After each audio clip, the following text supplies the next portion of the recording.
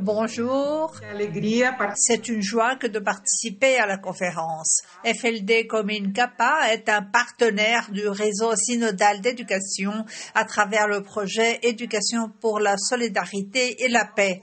Notre conférence coïncide avec la conférence des Nations Unies sur le changement climatique, COP26.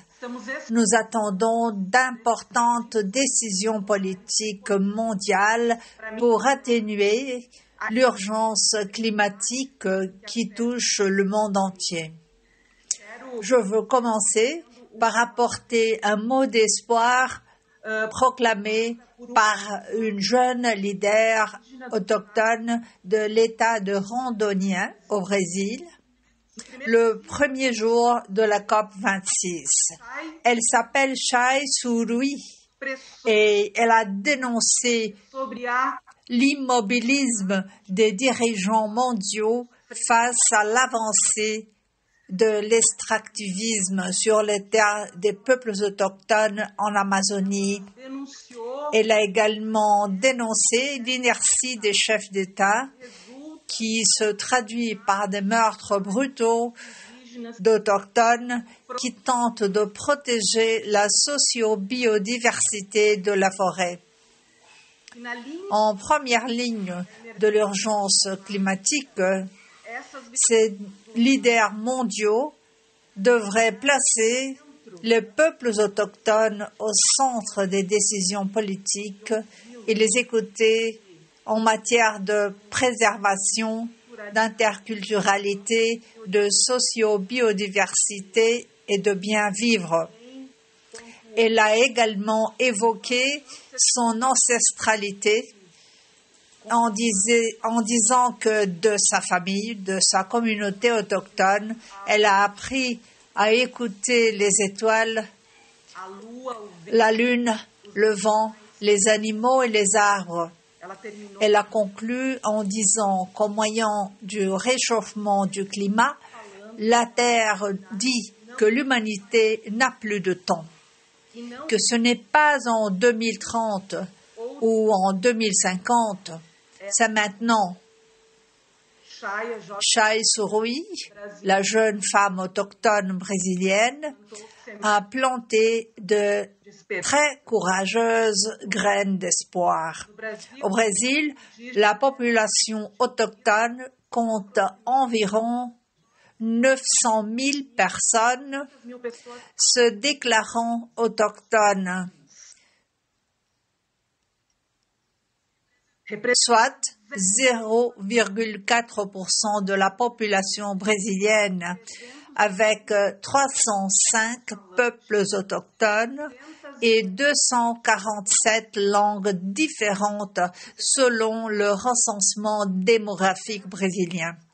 Les terres des peuples autochtones couvrent 13,5% du territoire brésilien et représentent 20% de la superficie totale des propriétés rurales au Brésil. Environ 88% des terres délimitées sont concentrées dans la région appelée Amazonie légale, où se trouve 48% de la population autochtone du Brésil. 52% de la population autochtone brésilienne occupe moins de 2% des terres délimitées dans le nord, le centre-ouest, le sud-est et le sud du Brésil.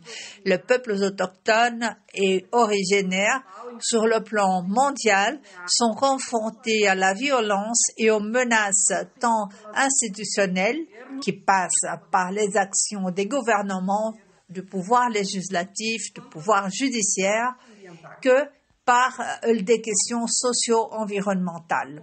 Au Brésil, les peuples autochtones font face à des conflits découlant des actions des secteurs de l'agriculture, de l'exploitation minière aussi bien légale qu'illégale, de l'accaparement des terres et de l'extraction du bois. Nous devons approfondir le dialogue interculturel afin que nos écoles deviennent des espaces de soutien, de solidarité et de proximité par rapport aux peuples autochtones. Pour cette première conférence, j'ai le plaisir de vous présenter Edson Kayapo, et Aline. Aline, je ne sais pas si je peux prononcer votre nom correctement, alors partagez-le avec nous. Aline Nyambatari Kayapo, qui appartiennent au peuple Mebengokre Kayapo. Ils sont des militants du mouvement autochtone. Aline est écrivain, chercheuse et étudiante en droit. Edson est un écologiste, écrivain lauréat du prix de l'UNESCO, docteur en histoire de l'éducation avec un accent sur l'éducation scolaire des peuples autochtones, professeur d'histoire et d'éducation scolaire autochtone à l'Institut fédéral de Bahia et professeur accrédité dans le programme de 3e cycle en éducation et relations ethno-raciales à l'Université fédérale de Bahia. Edson et Aline sont ici avec nous dans la salle et nous allons donc maintenant les écouter pendant leur conférence qui sera diffusée en vidéo et ensuite nous poursuivrons notre dialogue. Bonjour à toutes et à tous. Je m'appelle Edson Kayapo du peuple Mebengokre. C'est un plaisir que d'être ici avec vous dans cet événement si important en ce moment si délicat de l'histoire de l'humanité.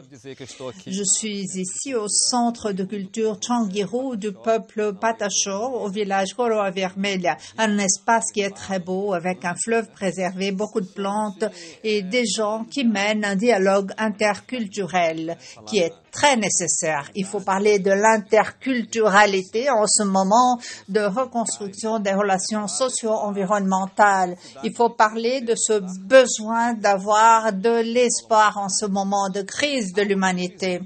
Il y a une crise et le début de notre dialogue doit être celui-ci. Il s'agit d'une crise ouverte, pas cachée. C'est une crise sanitaire à cause de la pandémie qui nous frappe tous, mais c'est également une crise de valeurs économiques, socio-environnementales, le réchauffement de la planète.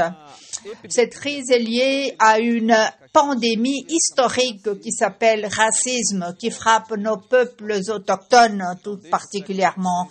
Depuis le XVIe siècle, nous faisons l'objet de violences de l'État brésilien, de la société brésilienne, des groupes qui nous entourent. Il faut réfléchir à ce sujet, établir un dialogue sur ces questions parce que les peuples autochtones, eh bien, nous sommes des êtres humains en chair et en os. Nous n'appartenons pas au passé, nous ne sommes pas des momies. Et je suis absolument sûre que face à la crise du monde, les peuples autochtones ont une grande importance pour ce dialogue de reconstruction. Ce dialogue, c'est le dialogue interculturel. Voici la méthodologie qu'il faut suivre. Un dialogue respectueux entre les différents savoirs. Les savoirs millénaires des peuples autochtones, testés au laboratoire des forêts. Et il y a donc une situation, il faut chercher une vie équilibrée, celle des peuples autochtones, un équilibre entre les gens et l'environnement. Ici où je me trouve, je marche sur un sol sacré, des chaussées. Ici, je peux sentir l'arôme des plantes, de l'intensité de la vie, d'un fleuve aux eaux claires avec des poissons. Et toute cette discussion autour de l'interculturalité prend en compte le savoir autochtone, la sagesse. Il faut avoir un dialogue sur ça dans les écoles pour trouver une solution à même de surmonter cette situation. À São Paulo, par exemple, la vitrine du développement national, il y a un fleuve qui s'appelle Tietê. Et je suis heureux lorsque je me souviens que j'ai bu de l'eau de ce fleuve à sa source, à la montagne, dans un parc. J'ai eu le privilège de voir la source de ce fleuve et boire de l'eau avec mes mains. Et ceci me fait penser qu'un jour, ce fleuve redevienne quelque chose de vivant, en bonne santé. Il faut respecter la vie dans toutes ses dimensions. Il s'agit d'un dialogue nécessaire au sein de l'école. L'école ne doit plus tourner le dos à la diversité des peuples autochtones, ne doit plus tourner le dos à la conversation autour du besoin de mettre en question cette politique épistémicide, écocide, une politique basée sur une idée de développement qui détruit tout, qui veut se servir de tout pour promouvoir le bien-être de l'être humain. Nous détruisons les forêts, les fleuves et l'école. C'est à l'école qu'il faut discuter de cela pour penser une société différente à même de surmonter cette société extrême. Les gens sont angoissés. Les jeunes, adolescents et enfants parlent de suicide. Les gens sont tristes à cause de l'inflation, de l'échauffement de la planète. Il y a tant de menaces à notre bonheur. Eh bien, nous pouvons mener un dialogue à ce sujet au sein de l'école pour projeter une société de réenchantement. Ces angoisses, ces sentiments par rapport à la suicide, à la dépression, que tout cela soit écarté et que la société puisse vivre d'une manière pleine avec les gens, avec la nature, avec les forces qui nous entourent. Il faut comprendre l'importance de la vie humaine et non humaine. Respecter les arbres en tant qu'êtres qui ont de la vie. Les fleuves sont vivants. Les autres personnes sont des êtres vivants. Les peuples autochtones se basent sur cela. Malheureusement, nous avons souffert énormément à cause du racisme, de l'épistémicide, à cause de cette forme de pensée, cette manière qui est associée à notre spiritualité. Qui est capable de garder cet équilibre au sein des sociétés autochtones, ce sont les cosmologies, les spiritualités associées au fait que nous voyons autour de nous les forces sacrées qui créent et recréent toutes choses. Ainsi, il est important de faire attention au bien-être des forêts, des fleuves, des montagnes, de l'air. Et voilà, c'est ça le dialogue que nous proposons. Bonjour, je m'appelle Aline Getabari Kaepos de l'État de Para, de la nation Aymara des Andes et du peuple Tupinamba. Je voudrais vous parler de l'importance de la mise en œuvre de l'application de la loi 11 645 au sein des écoles et surtout des universités. En tant qu'activistes autochtones qui sont des enseignants et enseignantes, on nous dit « vous n'avez pas eu de formation ». L'université ne nous a jamais appris au sujet des peuples autochtones. On nous dit cela. Et cette loi, il faut l'appliquer parce qu'elle est très importante. Elle ne peut pas rester sur le papier. Lorsque je parle d'une loi sur le papier, je pense au père de Valdélis Véron. Il a dit à sa fille, il faut que tu sois à l'université pour faire parler le papier. C'était ça, sa préoccupation. Il y avait donc ce contraste entre les peuples autochtones et le positivisme, la loi qui reste sur papier. Et notre fonction, notre rôle serait celui de faire parler le papier. C'est beaucoup de travail. Et lorsque je parle de la loi 11 645, l'importance de son application, c'est justement pour cette raison. Il faut que ça nous aide dans notre travail. Les peuples autochtones doivent être à l'école, autochtones ou non, aux universités. Il est important pour l'État brésilien de promouvoir des politiques publiques encourageant les autochtones à rester à l'université. Et il ne faut pas seulement attendre une action de l'État. La population, la société, la communauté qui nous entoure doivent comprendre l'importance des peuples autochtones au sein de l'université. Il faut qu'ils respectent le corps des personnes autochtones. Nous ne sommes pas seulement des personnes individuelles. Il y a toute l'ancestralité qui se trouve là avec nous. C'est l'extension de notre territoire. Je suis un des fondateurs du mouvement Ahakuna Brésil qui discute de cette question, la dignité de nos corps en tant qu'extension de notre territoire. Il faut dire que les peuples autochtones, lorsqu'on participe à ces débats, nous nous proposons à participer à une conversation associée à l'envoûtement, au réenchantement.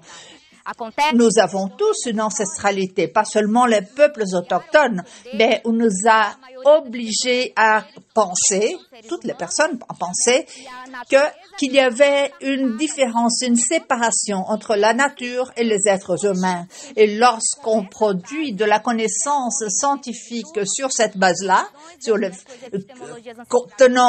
considérant l'homme en tant que le centre, on est alors là une séparation par rapport à la nature. C'est une science qui nous mène au chaos. Notre proposition en est tout à fait différente. L'État a toujours dit que nous étions arriérés parce que nous sommes contre les développements. Et je vous dis que nous sommes contre les développements et nous le serons toujours, car notre proposition a trait à l'envoûtement. Nous ne serons jamais intégrés, nous, en tant qu'activisme, dans notre terre forte, nous ne permettrons jamais à nos enfants de laisser de côté leur ancestralité. Jamais. Nous sommes pour l'envoûtement. Nos enfants ne seront jamais intégrés à cet État national qui fait que l'humanité avance vers l'abîme, vers le chaos. Mais nous avons une proposition. Il faut critiquer, mais il faut également proposer. Il s'agit d'un mouvement intellectuel. Et quelle est notre proposition? Celle de l'interaction. Nous avons besoin de travailler l'interaction. Et ceci veut dire respecter les épistémologies, les autochtones et non autochtones. Il s'agit d'une route à double voie. Ceux qui produisent les connaissances scientifiques doivent respecter nos cosmologies ancestrales. Et ceci sera fait au moyen de l'interaction. Voilà ce que nous proposons. Et il faut souligner que cette mission de envoûtement, des réenchantements des relations, toutes les relations au sein de la science, des universités, aux différents espaces de la société nationale, ceci ne pourra avoir lieu que lorsque nous serons en train d'interagir entre nous. C'est une responsabilité à tous, pas seulement des peuples autochtones. Nous avons tous une mémoire ancestrale. La Pachamama est la mère à tous. La mère des Blancs, des Noirs, des Autochtones. Donc, la mission de l'école serait, tout premièrement, de faire cette réconciliation entre l'homme et la nature, parce que nous sommes la nature.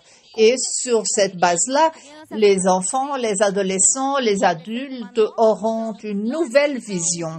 Non pas cette vision utilitaire de planter des arbres parce qu'il fait chaud, d'arrêter de jeter des ordures dans les fleuves parce qu'on va boire de l'eau, mais respecter les êtres en eux-mêmes. Le fleuve est un être vivant, l'arbre est un être vivant. Tout est vivant autour de nous et il faut respecter cette vie. Il faut vivre d'une manière respectueuse, en communion avec l'environnement, parce que nous sommes la nature. Alors, on parle de toutes ces questions de crise, de violence qui frappent nos peuples. Pense-t-il l'espoir, l'espérance, l'éducation en tant que lieu d'espérance? Ce n'est pas facile. Les éducateurs, il faut qu'ils fassent attention à cela. On parle ici d'espoir, mais en ce même moment, l'État brésilien vote le cadre temporel. C'est une proposition qu'arrête la délimitation des territoires originaires des peuples indigènes et les met à la disposition de l'agrobusiness, des grandes propriétés. Au moment où l'humanité commence à comprendre qu'il faut préserver les biomes, les écosystèmes, l'État brésilien dit qu'on peut les détruire au nom du progrès. Alors, cette question du cadre temporel, de la délimitation des territoires des peuples autochtones en vue du bien-être des peuples autochtones et de l'humanité dans son ensemble, voilà quelque chose qu'il faut discuter à l'école. Les professeurs, les enseignants doivent promouvoir cette discussion. L'Institut socio-environnemental, dans son site web, il parle de ce débat. Mais avant cet institut, il faut mentionner l'articulation des peuples autochtones du Brésil, APIB, dont le site web est très bien organisé et fournit des informations à ce sujet. Et par rapport au poids de la pandémie du COVID-19 pour les peuples autochtones, les enseignants, en particulier, doivent participer à ce débat au sein de l'école, promouvoir ce débat pour faire appliquer la loi 11 645 de 2008 qui parle de l'obligation d'enseigner l'histoire et la culture autochtone et noire aux écoles. Si nous pensons que le dialogue interculturel est la méthodologie nous permettant de surmonter la crise, nous sommes en train de dire que nous sommes prêts à dialoguer avec les peuples autochtones. Pour ce dialogue, il faut compter sur ces connaissances essentielles. Il faut savoir ce qui se passe, combien il y a de peuples autochtones, où ils sont, quelles sont leurs langues, quels sont les défis auxquels ils font face actuellement. Tout cela, il faut en parler. Et il faut en parler d'une manière à souligner qui en sont les protagonistes. Les leaders et les représentants des peuples autochtones doivent aller mener ce débat au sein des écoles et des universités. Un autre lieu par excellence de ce dialogue, c'est le dialogue avec la littérature autochtone, produite par les écrivains autochtones. Il y a aujourd'hui une foule de personnes autochtones qui écrivent sur leur cosmologie, leur spiritualité, leurs défis, nos visions de monde. Je vais citer un certain nombre de noms. Eliana Potiguara, Ailton Krenak, Graça Graúna, Aline Kayapo, Carcajou Patacho, Edson Kayapo. C'est un grand nombre croissant de noms. Il y a une librairie en ligne spécialisée en littérature autochtone. Elle s'appelle Maraka. Vous pouvez la consulter. Vous aurez accès à toute cette discussion, à toutes ces conceptions de monde des peuples autochtones, ces conceptions qui peuvent nous aider dans notre projet de reconstruction de tout ce qui est en train d'être détruit. C'est un projet de dialogue interculturel, de ces savoirs de nos peuples, de nos épistémologies associées à ces autres connaissances. Les connaissances construites au sein des académies et des centres de recherche. Pour moi, il est très clair que ces deux types de connaissances doivent établir un dialogue sur pied d'égalité en faveur de l'humanité dans son ensemble et en faveur d'une société telle que nous la voyons. Et me voici déchaussé pour vous parler de la crise qui n'est pas quelque chose de nouveau pour nous. Depuis le XVIe siècle, nous avons fait face à des épidémies programmées contre nos peuples, l'exploitation de nos territoires, des accusations. On disait que nos spiritualités étaient liées aux démons, aux forces inférieures. Et au XVIe siècle, les fonctionnaires du gouvernement de la couronne portugaise disaient que nos peuples n'avaient pas de foi, n'avait pas de loi, n'avait pas de roi. Et un tas de mensonges. Et en fait, ces mensonges ont mené au décret de guerre juste contre notre peuple. Guerre juste contre ceux qui n'acceptaient pas la foi chrétienne, n'acceptaient pas la couronne portugaise. Il s'agit d'une politique ethnocide, écocide qui n'arrête pas. Du point de vue historique, l'indépendance du Brésil a été proclamée en 1822, mais rien n'a changé pour nous, le peuple autochtone, et pour d'autres populations. La structure du pays est toujours agraire, aux mains des grands propriétaires terriens. Et c'était le génocide qui s'est poursuivi. À la fin du 19e siècle, les grands intellectuels, les grands penseurs brésiliens disaient déjà qu'on serait sans doute extinct, que nos peuples seraient extincts parce que nous n'étions pas capables de suivre, d'accompagner le progrès national. Francisco von Hagen, qui a été un fameux penseur du 19e siècle, a écrit sur cette théorie de l'extinction inévitable. Le romantisme littéraire, avec l'auteur Alencar, a transformé nos ancêtres en des personnes très dociles, des personnes qui n'opposaient pas de résistance à la violence des colonisateurs. Et finalement, la mort était quelque chose de certain. La protagoniste Iracema est morte d'amour par un colonisateur. Donc, nos peuples, il semblait y avoir un chemin qui était déjà tracé, on serait extinct. Les écoles acceptaient cela. À la fin du 19e siècle, les écoles disaient que nous, peuples autochtones, appartenions au passé. On était gelés au XVIe siècle, au XVIIe siècle, mais qu'il y avait des legs. C'est ce qu'enseignent les écoles aujourd'hui. Le 19 avril, le jour où on fête les peuples autochtones, disent qu'on a laissé des legs, qu'on aime le poisson à la braise, qu'on mange de la farine, qu'on aime dormir dans des hamacs et un tas d'autres choses qui sont présentées comme si nous n'étions pas des peuples en chair et en os de l'actualité. Du point de vue de l'État, ce qu'il y a, c'est un désir de continuer avec la politique de la tutelle créée par le service de protection des Indiens et puis par l'institution FUNAI qui disait que nos peuples étaient inférieurs, incapables et que l'État devait nous transformer en des Brésiliens. Cela voulait dire qu'on ne serait plus autochtones, indiens.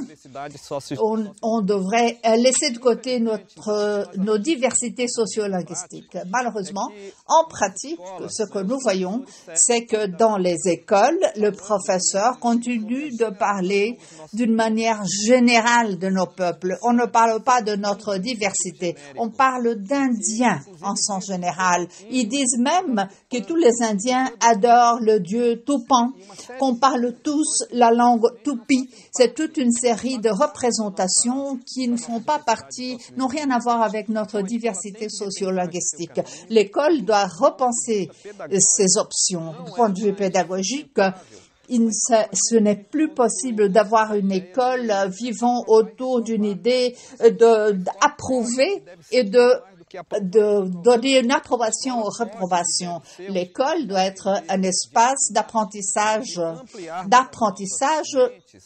pour élargir nos mentalités, nos idées et respecter l'autre, respecter la vie, respecter la nature, respecter tout ce qui nous entoure et nous rendre compte du fait qu'il faut surmonter la crise où nous sommes plongés. Les adolescents et les enfants ne doivent plus rester à cette place où ils pensent au suicide, où ils sont déprimés, angoissés. Nous, les êtres humains, nous sommes capables, nous pouvons construire, produire un autre chemin, une autre voie, capables de dépasser, de surmonter cette violence, cette forme violente de société que l'école reproduit dans une large mesure.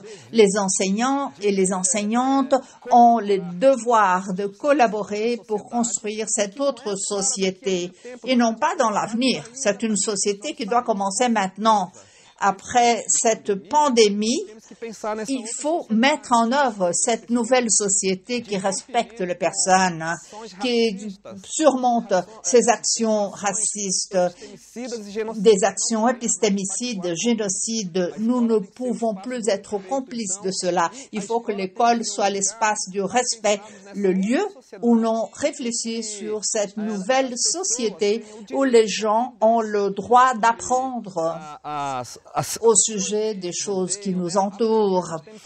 Nous devons apprendre à apprendre des forces de la nature. Nous ne pouvons plus rester dans ce rôle, le rôle d'un groupe qui part en guerre contre la terre. Il y a une guerre autour du sol, du sous-sol, de l'air, de l'eau. La terre ne le supporte plus. La terre ne peut plus supporter les êtres humains en faisant tout cela. La terre nous dira que nous avons un zéro. Elle peut nous transformer en poussière cosmique. Ils ne font pas nous tromper et nous disant que nous devons sauver la terre. Il ne nous faut pas sauver la terre. Il faut assurer aux futures générations une vie parce que la terre est assez puissante pour réagir contre la violence que nous lui imposons. Pour conclure, je dis qu'il faut nous engager politiquement par rapport à la transformation en tant qu'enseignants et enseignantes.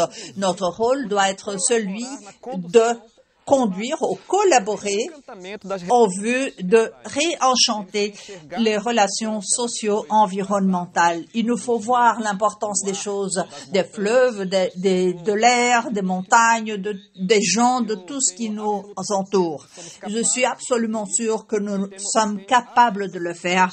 Je suis absolument sûre que l'école peut et doit être le lieu de l'espérance, de l'espoir.